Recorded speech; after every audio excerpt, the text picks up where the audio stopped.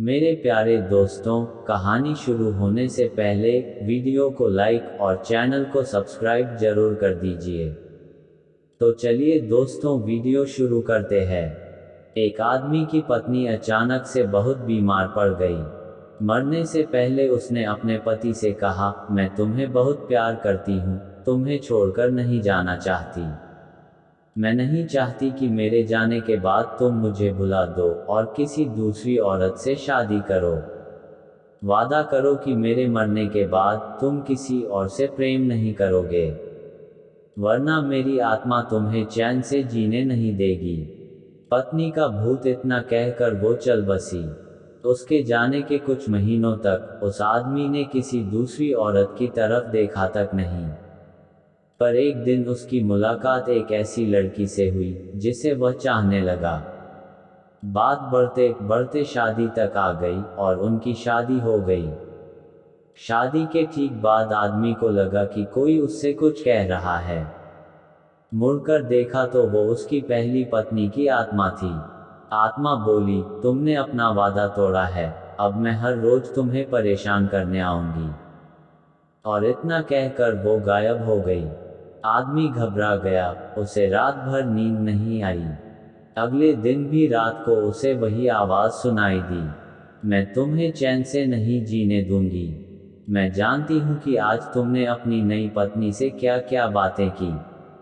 और उसने आदमी को अक्षरश एक एक बात बता दी। आदमी डर कर कांपने लगा।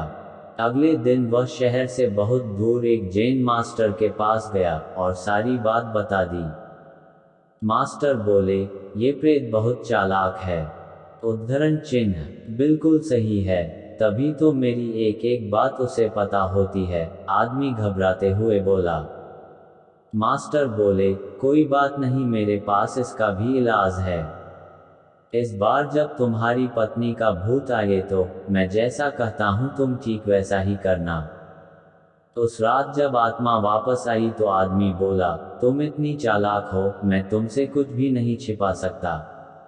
और जैसा कि तुम चाहती हो, मैं अपनी पत्नी को छोड़ने के लिए भी तैयार हूँ। पर उसके लिए तुम्हें एक प्रश्न का उत्तर देना होगा, और अगर तुम उत्तर न दे पाए तो तुम्हें हमेशा हमेशा के लिए मेरा पीछा छोड़ना होगा। पत्नी का भूत बोला, मंजूर है, पूछो अपना प्रश्न। आदमी ने फौरन जमीन पर पड़े बहुत सारे छोटे छोटे कंकड़ अपनी मुट्ठी में भर लिए और बोला, बताओ मेरी मुट्ठी में कितने कंकड़ हैं। और ठीक उसी समय भूत गायब हो गया। कुछ हफ्तों बाद वो एक बार फिर से जैन मास्टर के पास उनका शुक्रिया अदा करने पहुंचा। मास्टर, उस भूत से मेरा पीछा छुड़ाने के लिए मैं जीवन भर आपका आभारी रहूंगा। आदमी बोला, पर मैं ये नहीं समझ पाया कि आखिर उस प्रश्न में ऐसा क्या था कि एक झटके में ही भूत गायब हो गया। मास्टर बोले, बेटा, दरअसल कोई भूत था ही नहीं।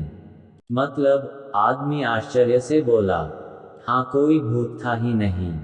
दरअसल दूसरी शादी करने की वजह से तुम्हें एक अपराधबोध महसूस हो रहा था, और उसी वजह से तुम्हारा दिमाग एक भ्रम की स्थिति पैदा कर तुम्हें भूत का अनुभव करा रहा था, मास्टर ने समझाया। पर ऐसा था तो वो मेरी हर एक बात कैसे जान जाता था, आदमी ने पूछा। मास्टर मुस्कुराए, क्योंकि वो तुम्हारा बनाया हुआ ही भूत था, इसलिए जो कुछ तुम जानते थे वही वो भी जानता था।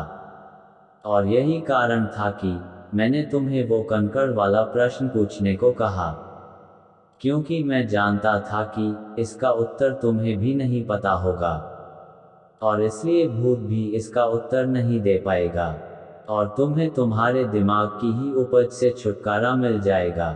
उद्धरण चिन्ह। आदमी अब पूरी बात समझ चुका था। उसने एक बार फिर मास्टर को धन्यवाद किया और अपने घर लौट गया।